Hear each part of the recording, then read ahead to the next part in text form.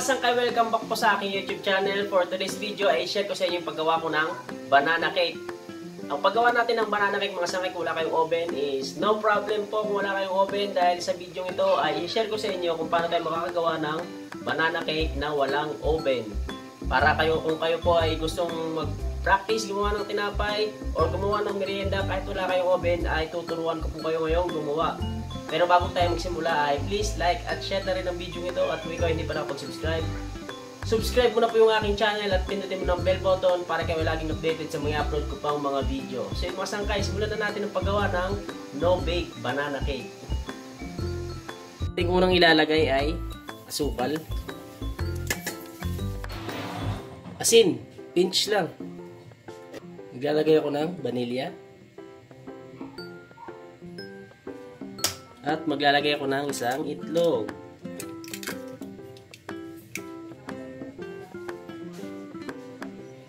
Bub milk. Mix lang natin. Tunawin natin yung asukal tsaka yung asin.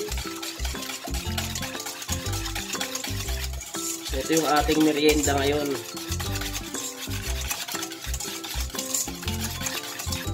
Ating banana cake na no bake.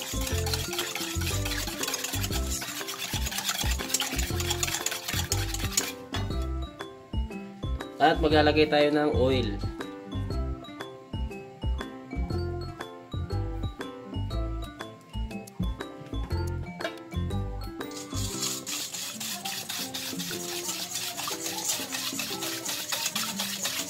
Next,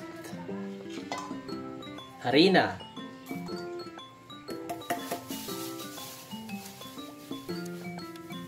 At baking powder. So, mix natin ng maayos.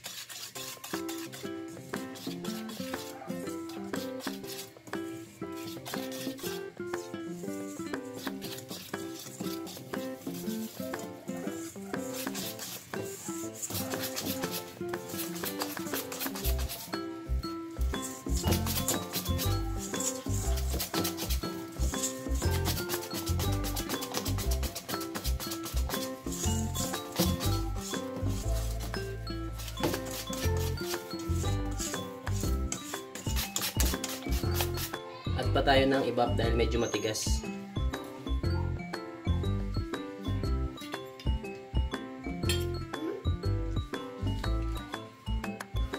Ayan. Pag sakto na yung lambot, ayan, kung mapapansin nyo yung ating ibab ay hindi natin lahat ilagay ng isang lagayan lamang ha. Bali, inuna ko yung 3/4 cup at magpahabol tayo ng 3 tablespoon na ibab. So ayan, sakto na yung ating mixture.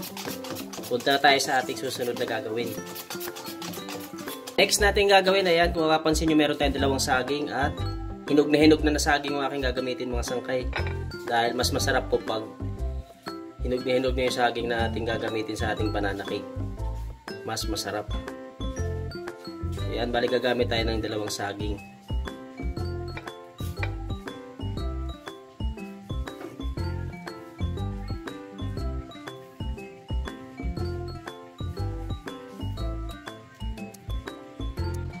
At hatiin lang natin.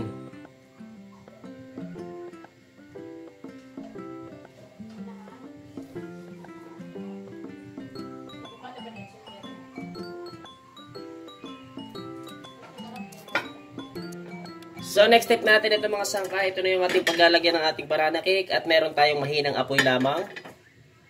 At magtutunaw tayo ng butter.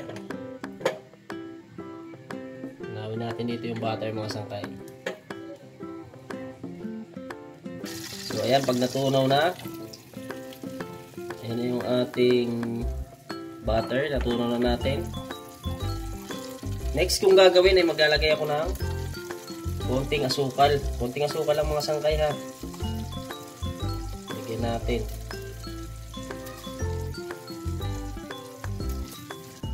At ilalagay na natin ngayon yung ating saging.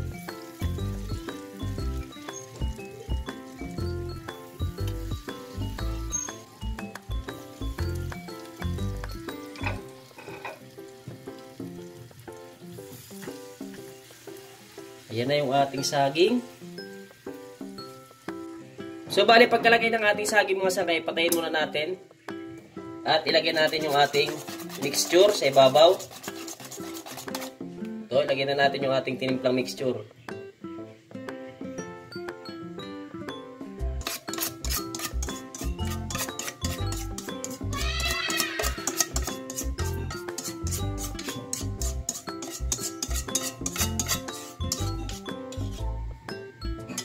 Bale, dito na natin to lulutuin. Ito yung magsisilbi nating oven. Yan. At ipapatong natin dito. Diba? Para-paraan lang mga sangkay para makapagluto tayo. Yan, bali gagamit lang tayo ng mahinang apoy.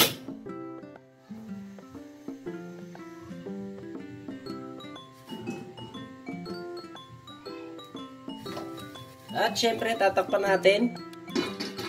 So, ayan, bali, abangan nyo lamang po kung ilang minuto nating maluluto yung ating banana cake. Kaya after 30 minutes, ayan, dito sa punto na to, ay kukunin muna natin itong ating sinalang. Yan. Kung makikita nyo mga sangkay na dyan, ha, hindi pa yan luto. Bali, babalik na rin lang natin yan.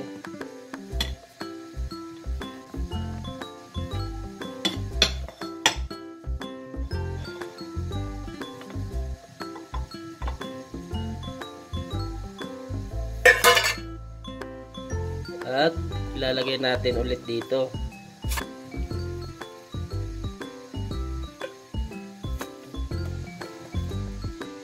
So ayan, bali babalik ulit natin sa ating pasalangan. Babalik lang natin. Lulutuin pa natin ng mga ilang minuto dahil yung kanyang ibabaw kanina is hilaw pa, di ba? Kaya sisiguraduhin natin maluto. Abangan nyo na lamang po kung ilang minuto pa natin lulutuin. So, ngayon mga sangkay, after 15 minutes, simula nung ating ibinaliktad, di ba? Yan, kukunin na ngayon natin yung ating banana cake. Ayan, yung ating banana cake.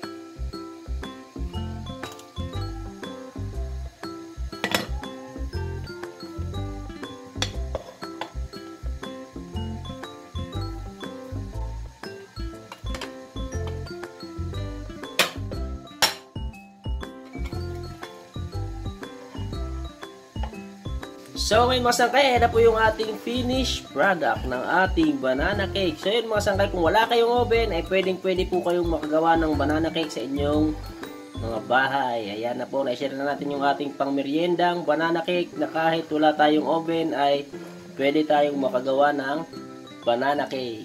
So wag pong kalimutan mag-like at pakishare na rin po ng video ito. At pakisubscribe na rin, pindutin ang bell button para kayo laging updated sa mga upload ko pang mga video. Ayan na po yung ating banana cake.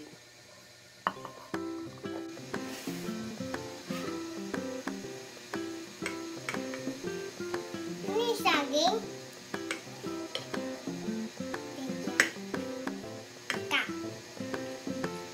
Ay, Pikachu.